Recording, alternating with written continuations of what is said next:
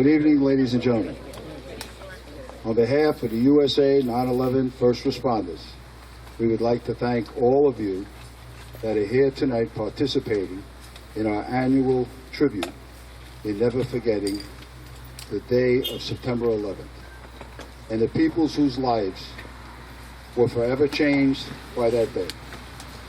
We are honored in having government officials and spiritual leaders with us.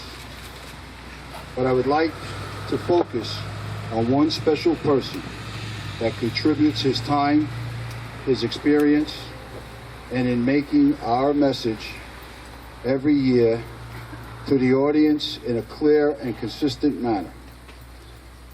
That only one person has the capability to do, and who we love and respect and look up to as a legend in the communication to the people. Mr. Jim Sackett, who deserves acknowledgement and recognition for his dedication to our mission. Ladies and gentlemen, Mr. Jim Sackett. I'll have my $50. The check is in the mail.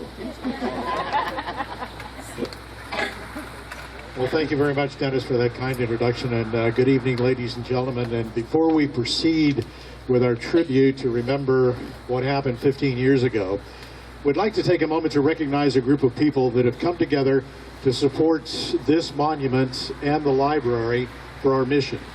Two generous companies, Eddie Huggins from Huggins Construction and Burns & Sons Concrete, donated the foundation to install these benches that you see here now covered. We would also like to recognize the people who sponsored these benches here at this memorial site. Miss Lynn Ann White, Frenchie's Crane Service, and Larry Thompson from Southern Park and Play. So at this point in time in our program, I would like to invite those dignitaries to come forward to unveil these beautiful and donated benches.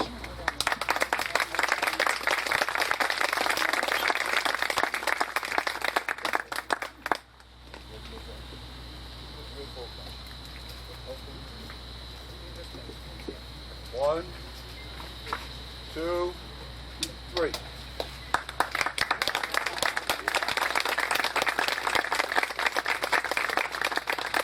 In honor of the 9/11 first responders on all the benches. And we appreciate the donation and the work that went into having these at this memorial site. Because of the daylight and the timing here this evening, we'd like to now focus on an annual tradition that was started last year in memory of a very special young girl. The USA 9/11 first responders met a very beautiful young lady named Holly Harris and her best friend and grandmother, Mary Harris, at an event on September 11th. Holly had the most beautiful smile along with her eyes that said so much and had so much meaning behind it and spoke for who was behind those eyes, because Holly could not speak. And the relationship from that day on became an everlasting relationship. Holly and her grandparents would participate in all the events, from parades to Christmas parties and our annual tributes. Because Holly and her grandparents are caring people and caring about children, we'd like to include the memory of the following children in our butterfly release.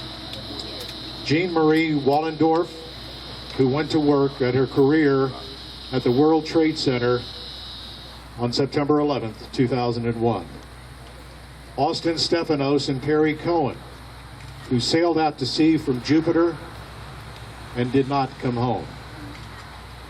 Matthew Balish of Martin County, who was a United States Naval Sea Cadet whose future was to serve as a Navy SEAL officer. Matthew lost his life to suicide November 1st, 2013.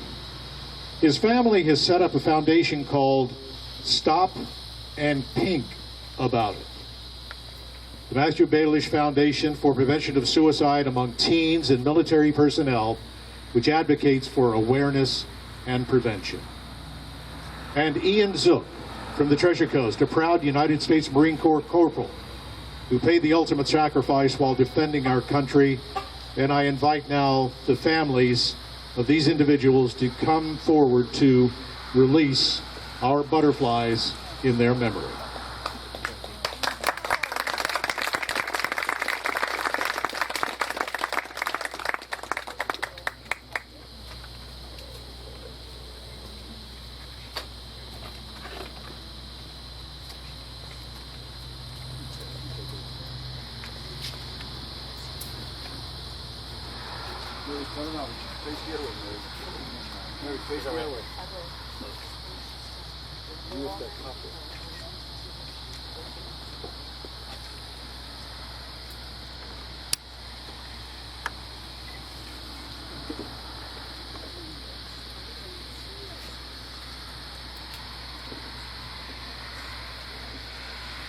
In memory of all of those lost on 9/11 in Hollywood.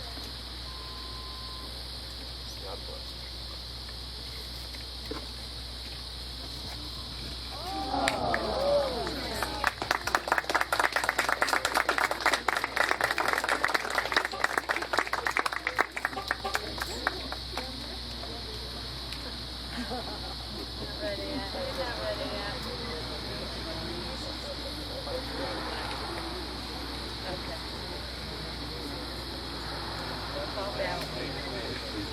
Thank you.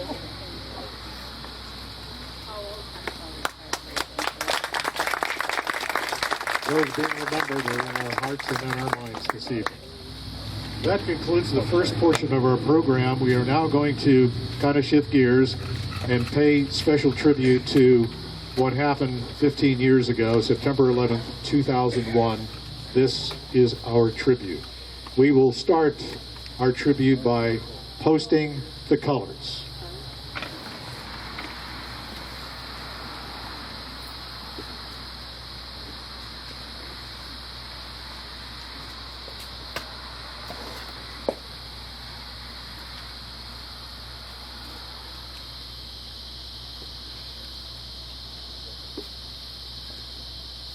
Here now to sing our national anthem, Mr. Joseph Riano.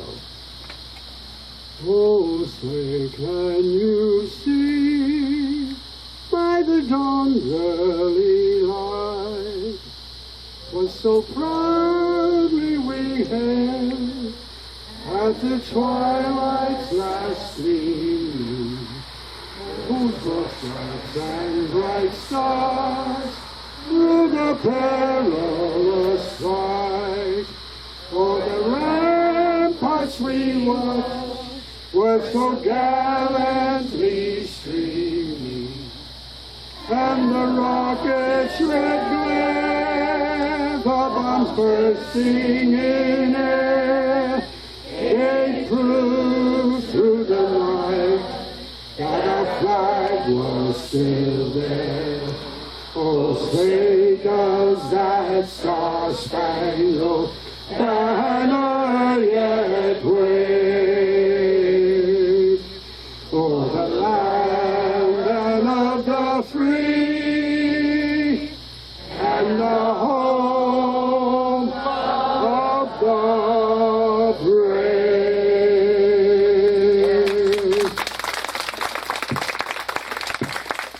Now to sing God Bless America, please welcome 12-year-old Lucie McKenna. God bless America, land that I love. Stand beside her and guide her through the night with the light from above. From the mountains to the prairies, to the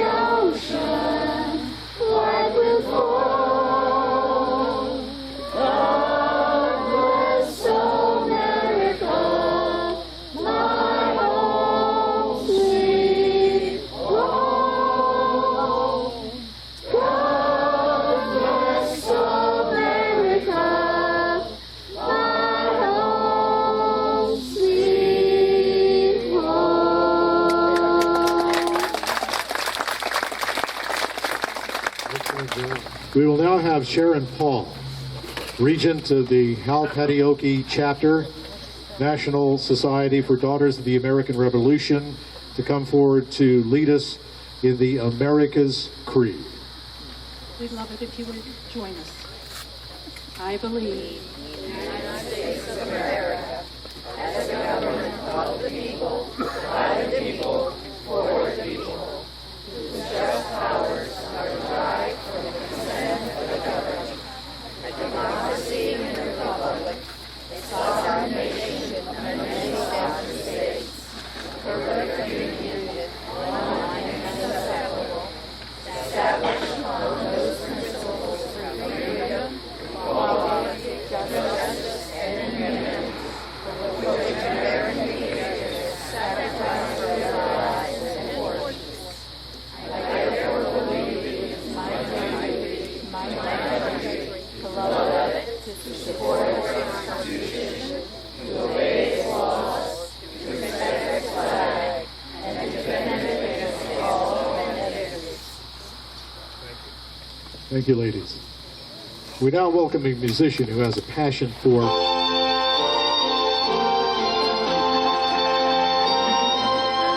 ladies and gentlemen, Doc Holloway.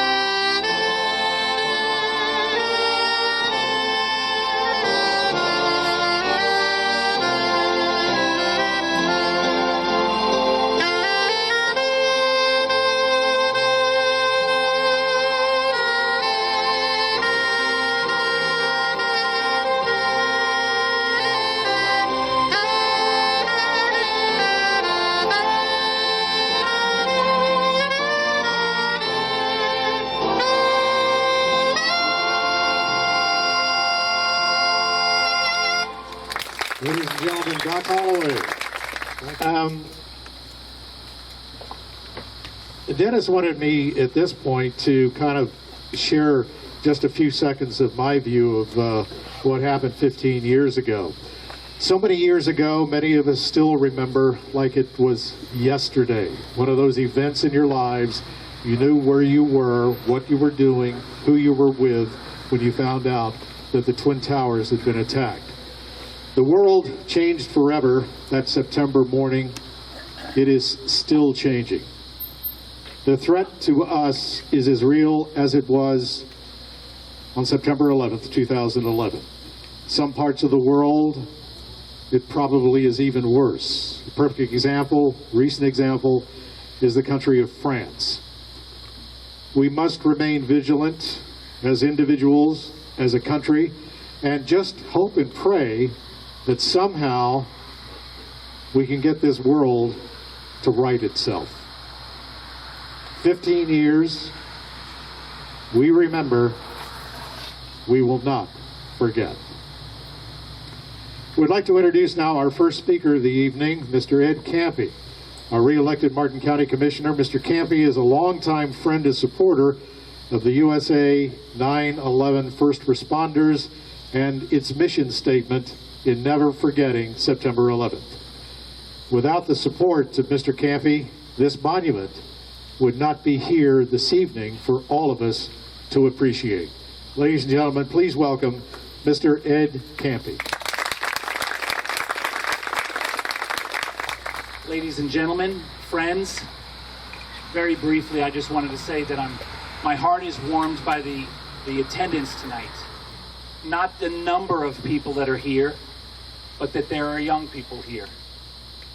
And I'd like to thank Dennis and especially his family because in our community, we are so fortunate to have Dennis. Let's give him a round of applause.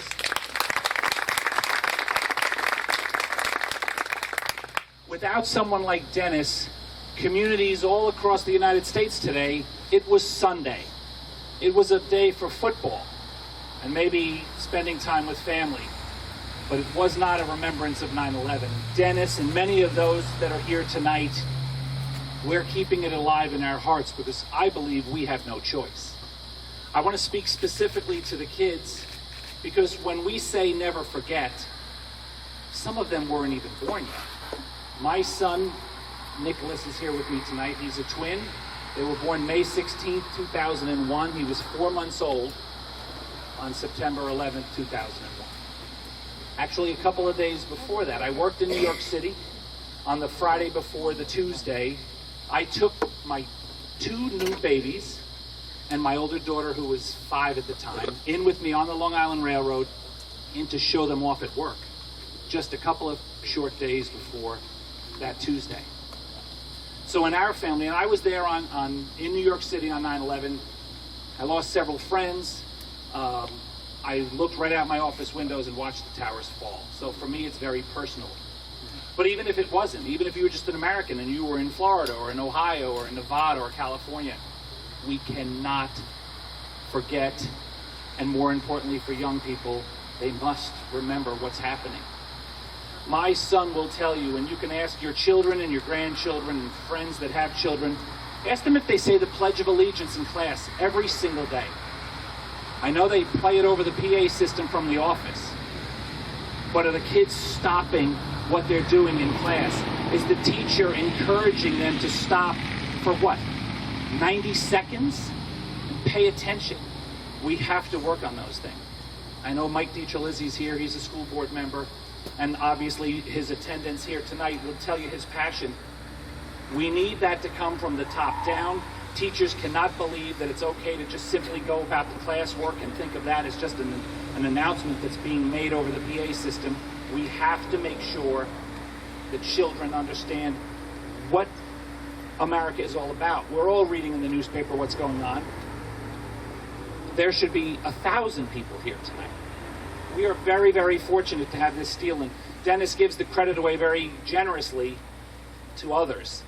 But if it wasn't for Dennis and a couple of his friends from the 9/11 organization, there were 18,000 requests throughout the United States for steel. And obviously our piece is spectacular. Some people got the size of a license plate. So I think we're so blessed to not only live in the United States of America, but to specifically live right here in this community. And I just want to tell all of you how humbled I am to be given the opportunity to continue to share with you. And the last thing that I will tell you, and it's a great lesson for all of us as grown-ups, but I think it's a wonderful reminder for children.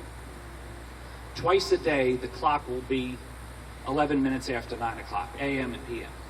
Now, a long, long time ago, maybe a couple of years after 2001, we started in my family to, if you just glanced over at the clock at 9 o'clock, 9:11 in the morning or 9:11 in the evening, it's remarkable how often, if you just look at the time, it's going to be 9/11.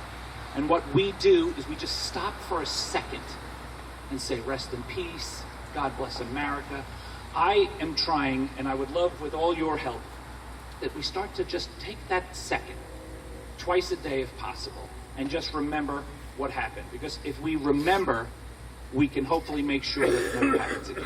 And finally, I will tell you, and I see some members of Martin County Fire Rescue here, when I was a witness, when everyone was running away, police and fire and other emergency responders were running in.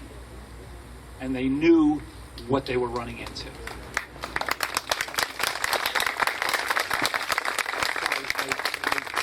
Wish God's blessing on all first responders, past, present, and future.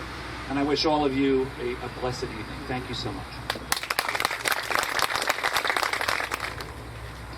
We're also proud to announce our newly re-elected tax collector, Ruth Petruski, who is one of the most patriotic public officials that we know about. and has served Martin County in many different areas of public service. She is with us this evening. Ladies and gentlemen, please welcome Ms. Petruski. Good evening, and thank you all for coming. Every one of us remembers where we were, who we were with, and what we were doing the morning of September 11th, 2001. It started out as a beautiful day with a crystal clear sky that made the skyscrapers in New York City sparkle, soon to become a hot and fiery war zone.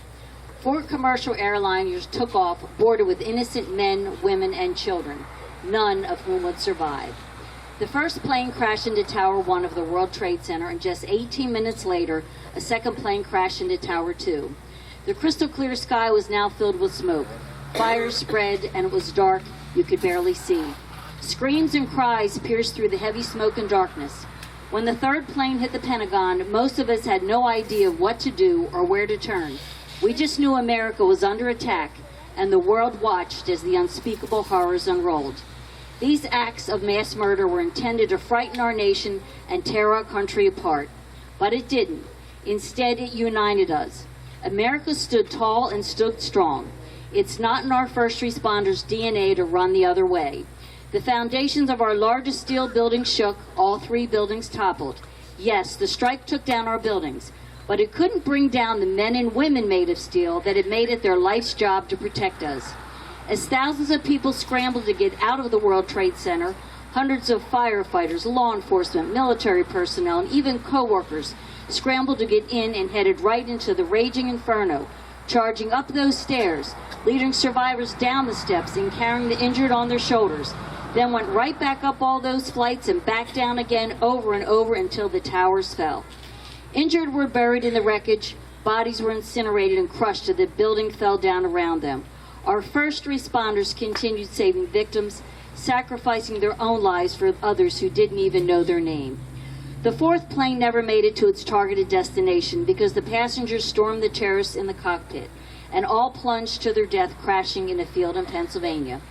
How many lives did these heroes save by courageously sacrificing themselves?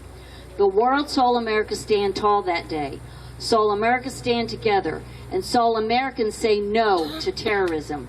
We won't run, we won't hide, and we certainly won't fall. And we will never forget those who gave all. Thank you, first responders. God will bless America, that land that we love, still the land of the free because of the brave, a nation that stands united and unafraid because we are Americans, and nothing can change who we are. God bless you all. A couple of things. You probably have already seen the signature lights that are up behind me representing the 2 towers. And at this point, I would invite you to turn on your candles. The sun is set. Now we would like to welcome Jennifer Salas, Director of the Martin County Library System. Jennifer? As a native New Yorker, I am so honored that the library system here in Martin County has been able to host this amazing memorial, and the library system is dedicated to continuing this event each year. We hope that we can make it bigger and better each time we put this on, so please spread the word. I also want to thank the Martin County Fire Rescue Department for their support this evening, but also for us to think about all of the local police and sheriff's departments, the fire rescue, the troops, and all that lost their lives on September 11th, both within the attacks as well as the rescuers after. So please also remember to try to find that unique compassion for everyone that I know I felt in New York the months after 9/11, but also that we felt around the country. Thank you so much.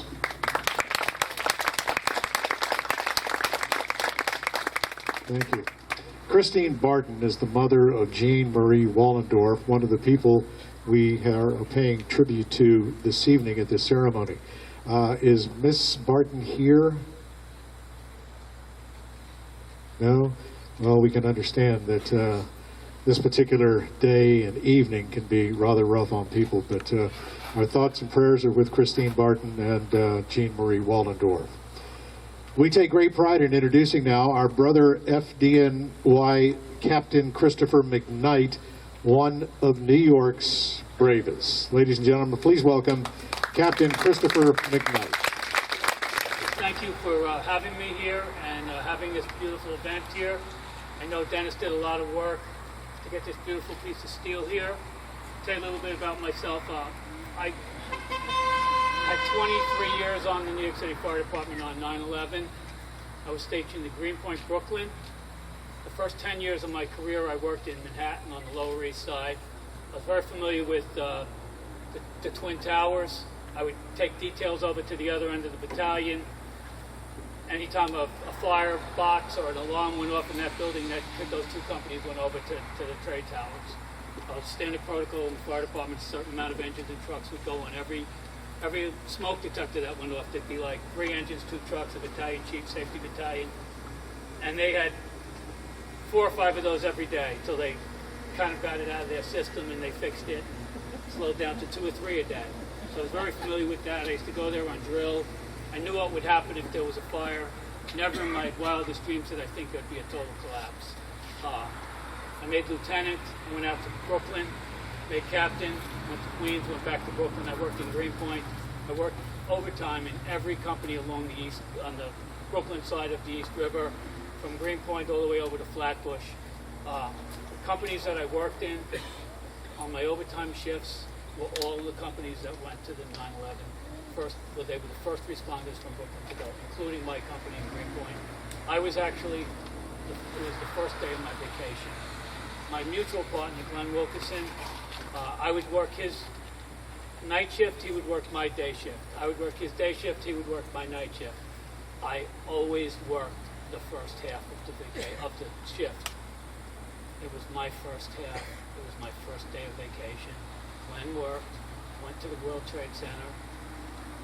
They were in the lobby, told to go to the 70th floor with 3 other engines, 2 trucks. One of the guys who was missing had gone to the restroom.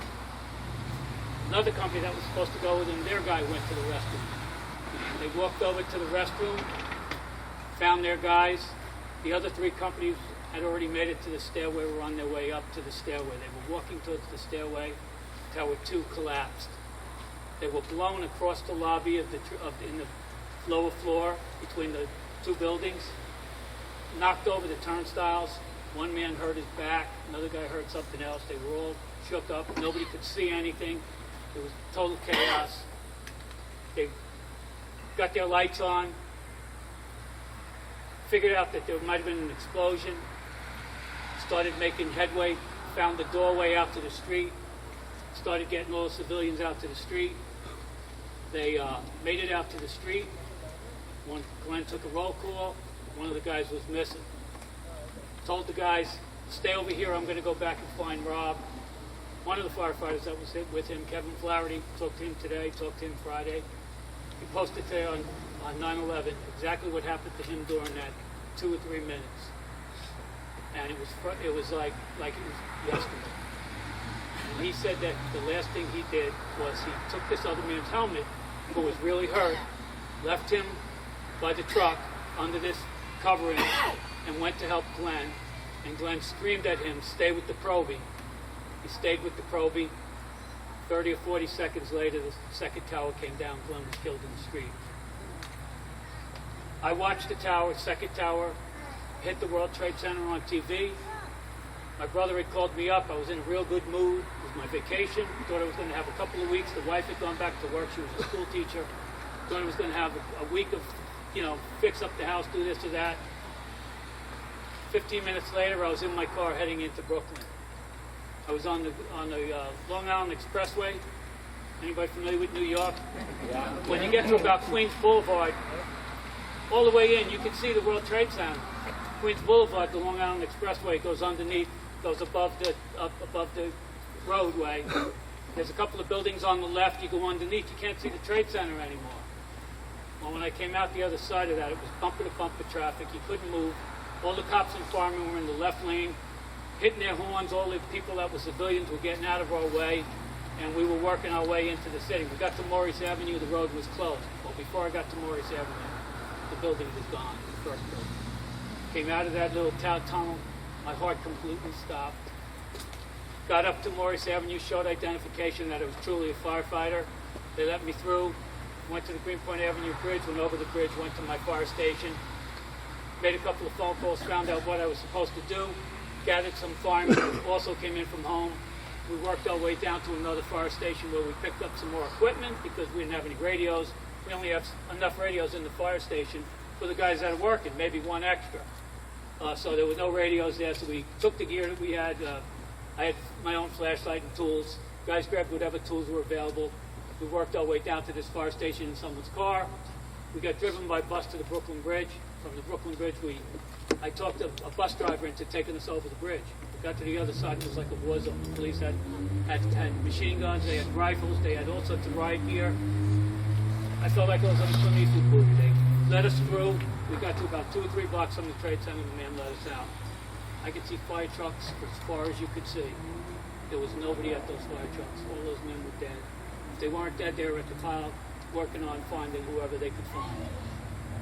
I found the command post, got assignments, made a relay of water, went and made some rescues. Was told to get any gear I could out of the fire station that was there, all the hose they could find.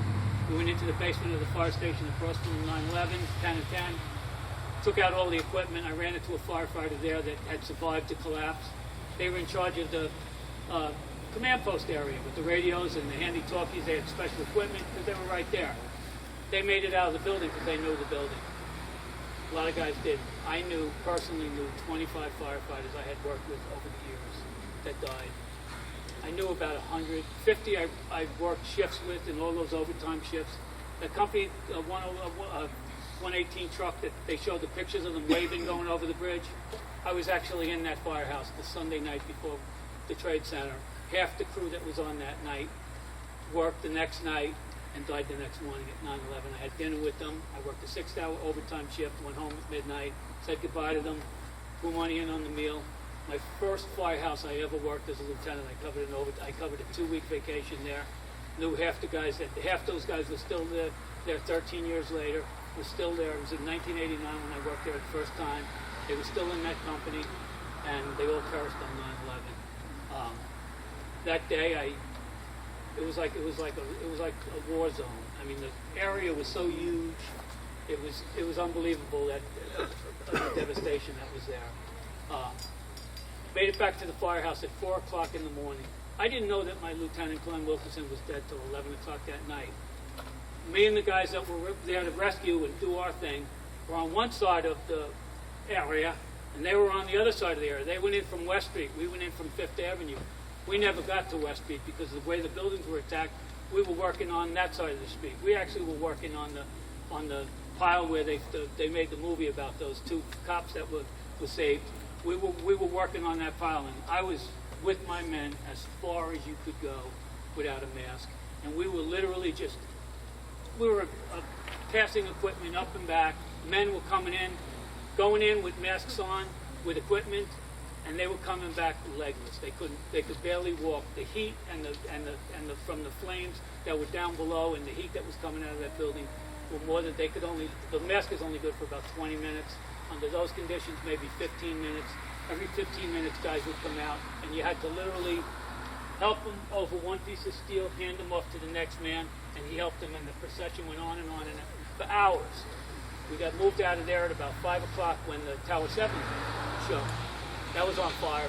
Crazy people seemed to believe that the government blew the building up. That's baloney. When those planes crashed, pieces of that plane went into all those buildings around it. They were all partially having fires. And we didn't have enough manpower to do anything about that building, and they just let it burn. Eventually it collapsed. They pulled everybody away from it when it started to shake, and about 6:30, 7 o'clock it collapsed. I never got back to that area. About 2 o'clock in the morning, they sent us back to our fire station. I got back about 3:30 in the morning. At 11 o'clock that night, I had found out that Glenn died and the other guys were alive. A friend that I grew up with, his brother, I found out 10 minutes after I was there that he was working that day and he was on the 70th floor. And, put 2 and 2 together to know that he was dead. A couple of days after 9/11, a list came out with 380 names on it. And the first time you read that list, you just cried all the names of the people you knew on it.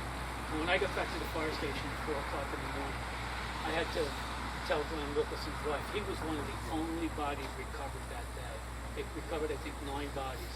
His was because he was outside the building, the firemen that were with him wouldn't leave. They knew where he was. The dogs came. The dogs found his scent, and they dug, and in about 15 feet of rubble, they found Glenn's body. And this could have been one of the pieces of steel that they cut off him. Who knows? They cut steel off of him. It took about 2 or 3 hours to get his body out of there. And he was positive ID'd at about 2 o'clock in the morning, but they knew it was him at about 8 or 9 o'clock, from what I'm told.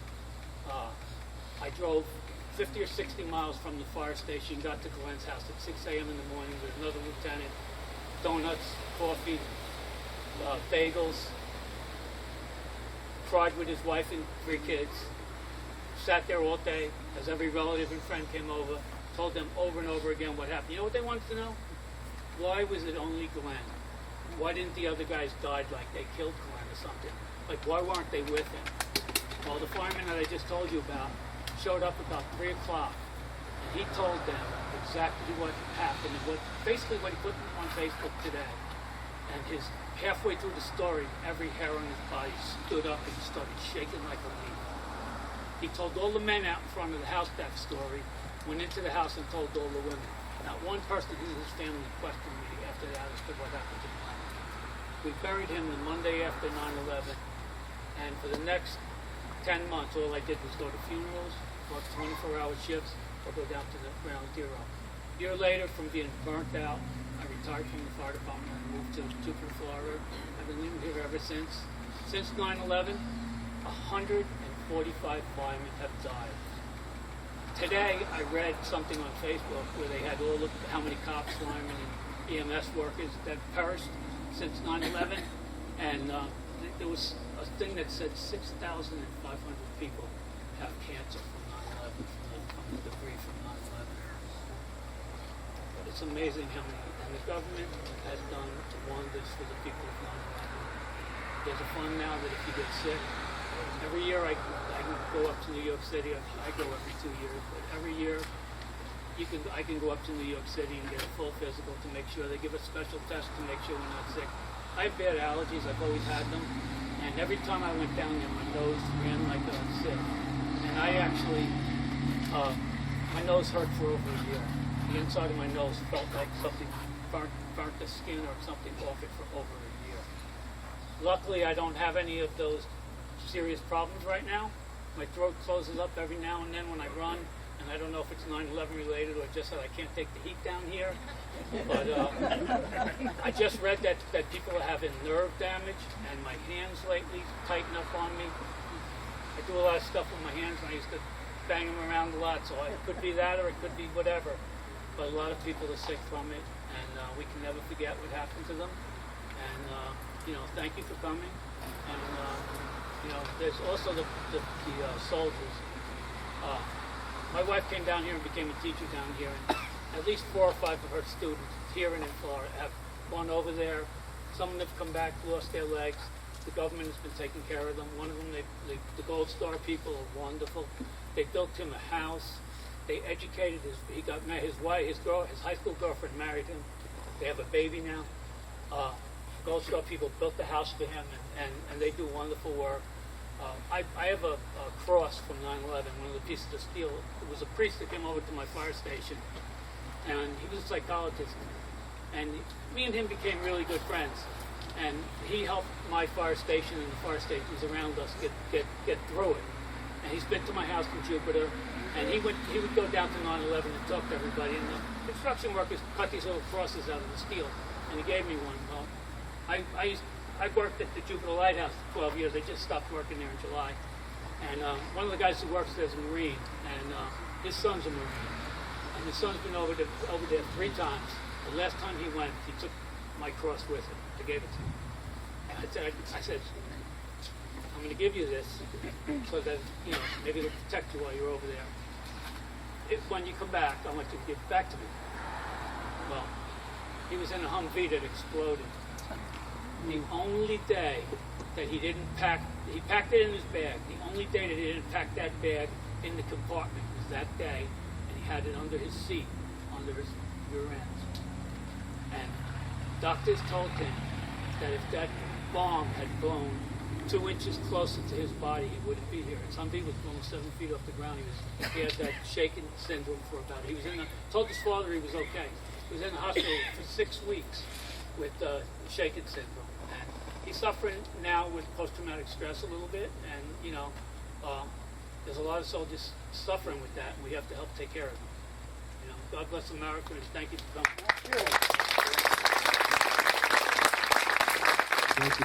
The captain did mention this in passing, and we are honored this evening to have a Gold Star mother with us, Mrs. Karen Zook. Gold Star mother is the mother of a son or a daughter who died while actively serving our nation. Mrs. Zook became a Gold Star mother October 12, 2004, when her only son, United States Marine Corps Corporal Ian Zook, was killed in action in Iraq. Karen currently serves our community as the local American Gold Star Mothers Incorporated Treasure Coast Chapter President. She also serves as Secretary in the American Gold Star Mothers Department of Florida and Puerto Rico. In honor of her son, Karen is also the volunteer coordinator for Wreaths Across America for Forest Hills Memorial Park in Martin County, where her son is interred. Since her son's death, Karen and her husband Mark adopted and raised 4 older children, 3 of whom now serve in the United States military. Ladies and gentlemen, please welcome Karen Zook. I'm very humbled to be here, to stand next to this girder, and to have those 2 lights shining behind me. Because I know what it's like to lose someone. And I know there's family members here that I know personally that lost someone very dear to them on 9/11. And I just thank you, Dave and Esther. But I thank you that you explained what a Gold Star mother is, and that is a mother who lost a son or a daughter in active duty. On 9/11, when the Pentagon was hit, 184 families became Gold Star families that day, and I don't think that's really known or thought about very much, but that occurred that day. And so I understand the fear and the terror that they have as they're waiting to hear word, or as they're waiting to make preparations for funeral arrangements. And while I was never at New York City with 9/11, I do identify them with grief and sadness, and some days hopelessness and despair. I've held fellow Gold Star mothers in my arms as we cried together. And let me just tell you, it's a hard thing, but we have hope, and that's why we're all here today.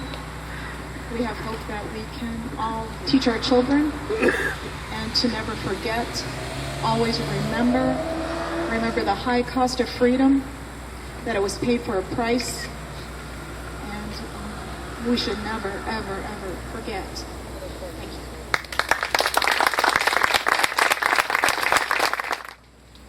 you. Before we introduce our spiritual leaders here this evening, who will be saying a few words, we'd like to focus on a very special Bible. This Bible that I have in my hand originated its mission on September 16th, 2001, by a San Bernardino Sheriff's Department chaplain by the name of Ron Nosh, who was deployed to the World Trade Center from California to help the rescue workers mentally and spiritually deal with what they were going through. Chaplain Nosh came to the aid of Dennis McKenna, who was a first responder at the World Trade Center that morning and weeks following. Chaplain Nosh became compassionate and gave this Bible to Dennis to use as a symbol of the healing process and to spiritually guide him.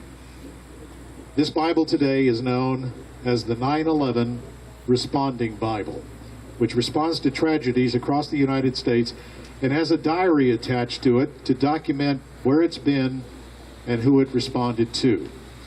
It's been to Aurora, Colorado for the movie theater shooting victims, Newtown, Connecticut for the school shootings there, to local families and servicemen who lost their lives serving our country, to Austin Stefanos' family, the Jupiter teenager, one of the two who was lost at sea. And it most recently has been to Nebraska, to the Graves family who lost their child recently in Orlando.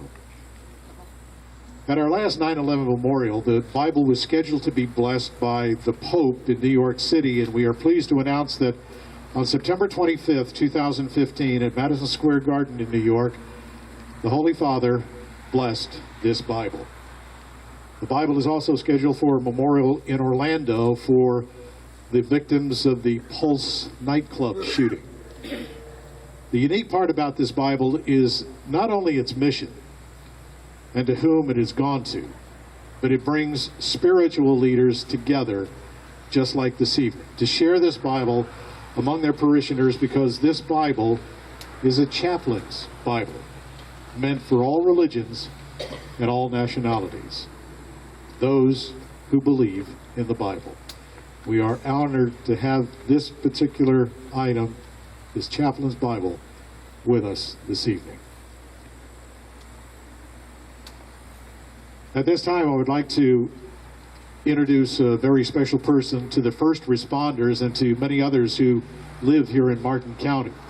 The man who has demonstrated and shown his spiritual commitment in serving our community and being there in times of need and casting his love and compassion for all our county. Ladies and gentlemen, please welcome Pastor L.C. Campbell.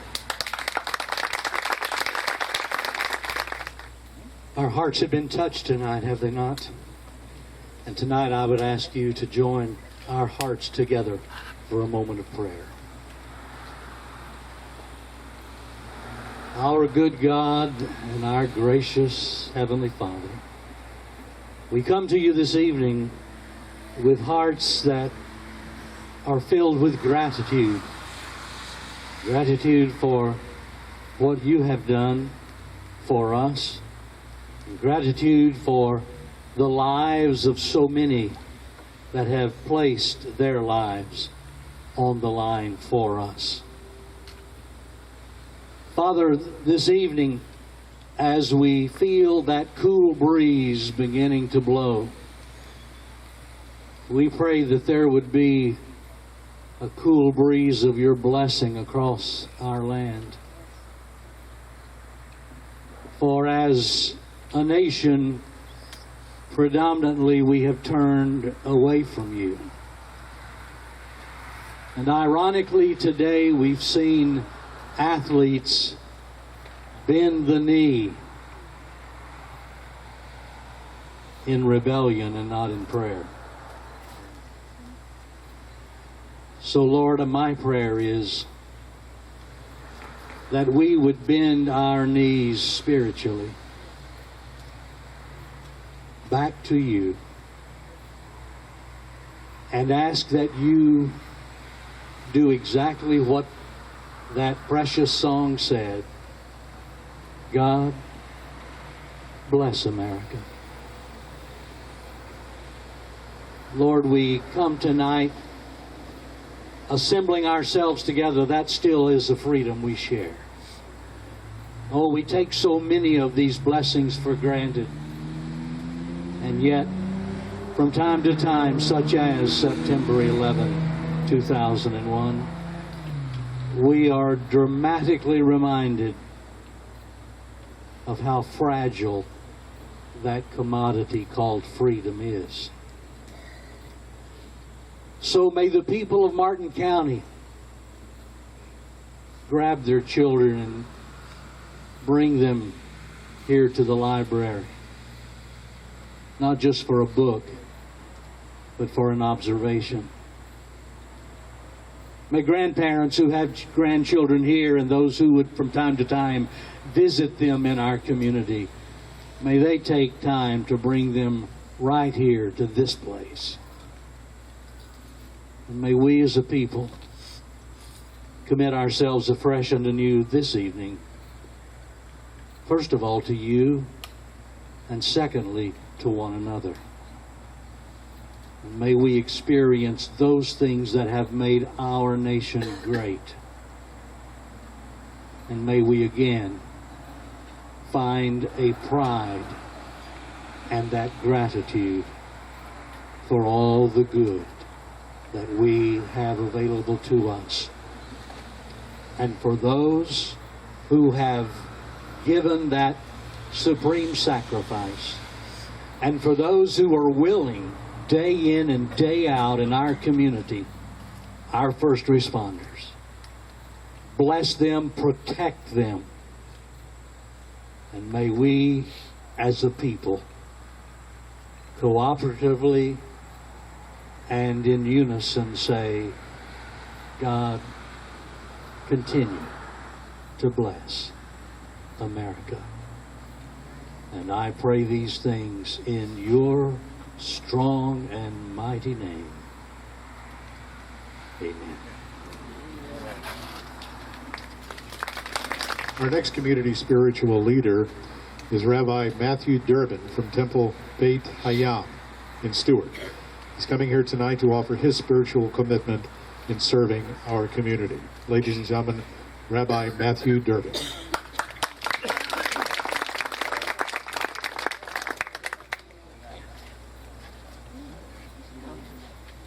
I come here tonight to offer a prayer. Eternal God, source and creator of all life, from the depths we have called to you, and we call to you again for courage, for strength, for wisdom on this 15th year anniversary of our nation's tragedy. Grant us courage to confront our enemies, to confront those who stand alone without spouse, without parent, brother, sister, or friend. Open our hearts to them and to the children orphaned 15 years ago today. Enable us to love more deeply all children who suffer. Accept with mercy our prayers of healing on behalf of the families of the victims and on behalf of the second and first responders who became ill at Ground Zero. Despite the horror and the tragedy of 9/11, our country remains a shelter of peace, a symbol of freedom, a beacon of light, of compassion and justice to the downtrodden and the oppressed in our world.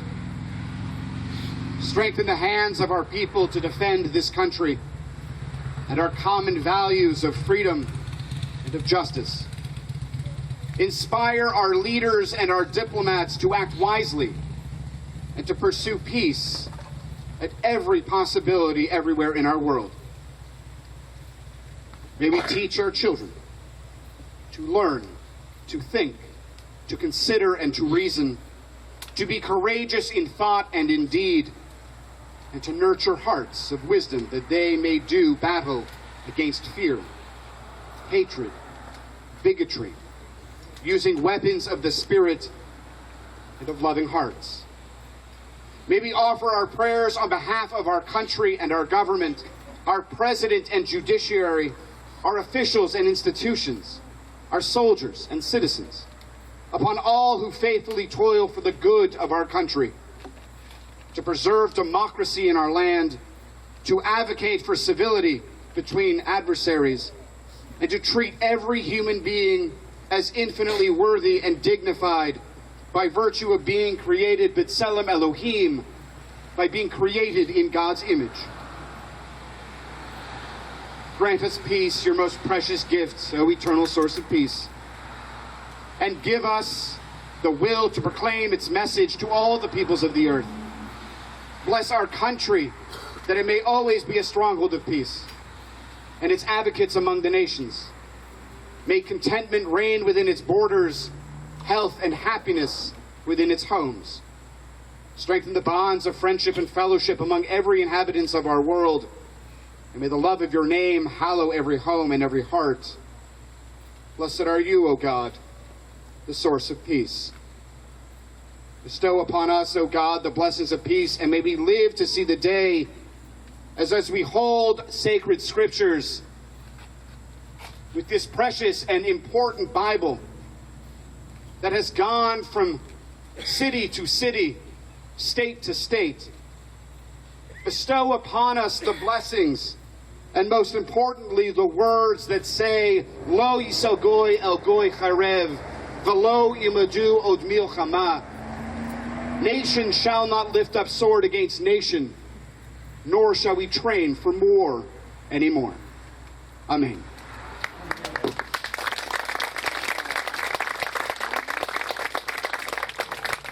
Our next spiritual leader has an ongoing relationship with the members of the first responders. He's also responsible for a large Haitian community in Fort Pierce, who depend on his support and guidance. Father Yves is a Catholic priest from the Notre Dame Mission Church in Fort Pierce. Ladies and gentlemen, Father Yves. It's a great pleasure for me to offer a prayer of remembrance for those who died on 9/11. On this, the 15th anniversary of the terrorist attacks of September 11, 2001, we pray for those who were killed, for the consolation of their families and friends, and for an end to terrorism. Lord of mercy, Prince of Peace, this date, 9/11, carries a heavy burden of memory. This day does not pass in the calendar without our remembering. We remember images of death and destruction, images that human eyes were never meant to see. We remember words of our ears were never meant to hear. The tender last words of husbands and wives we would never embrace again. We remember the heroism of the many that lost their lives in saving others. We remember all those who suffered and died. We grieve for them still, friends and strangers alike, along with their families and friends. And it is right that it should not pass from our memory. It also seems right that we give voice to our deep longing for peace. And with this prayer, commit ourselves to those actions that will draw us closer to our most ancient and most holy desire, peace among all God's children. May the gifts of God unite us in faith, hope, and love, now and forever. Amen.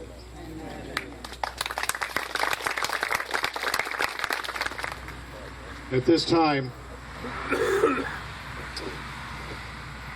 FDNY Captain Christopher McKnight will lay the wreath at this monument in memory of the 343 firefighters and, of course, all of the people whose lives changed forever that September morning. Accompanying Captain McKnight will be Julian Boyce, a retired lieutenant colonel from the United States Army and a West Point graduate who served for 20 years as a military police officer with several combat tours. She's also the Veterans Chair for the Calpatioke chapter of Daughters of the American Revolution.